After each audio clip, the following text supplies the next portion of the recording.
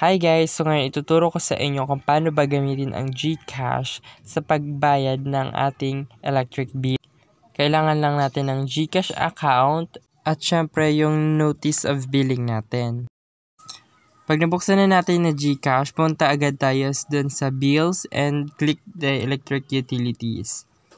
Ayan, so dito pipiliin lang natin yung company na binabayaran natin ng kuryente. So sa amin is itong Casoraco 4. Kapag hindi natin nahanap doon is pwede naman natin siyang i-search dito sa search bar para mas madali. And once na mapindot na natin yun is ito yung makikita natin. So kailangan natin lang i-enter kung magkano ba yung babayaran natin.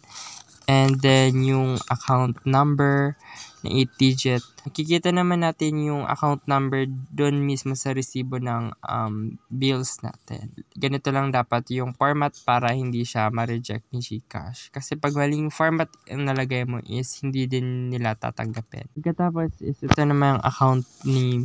Ang account name na ilalagay natin is kung kaninong account name din yung nasa notice of billing. So, yan.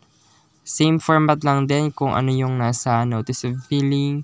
And sunod is yung bill month and presenting year.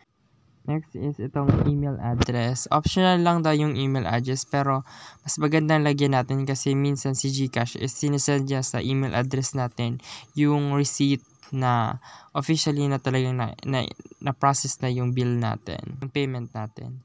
And pag tapos na natin yung proceed na tayo.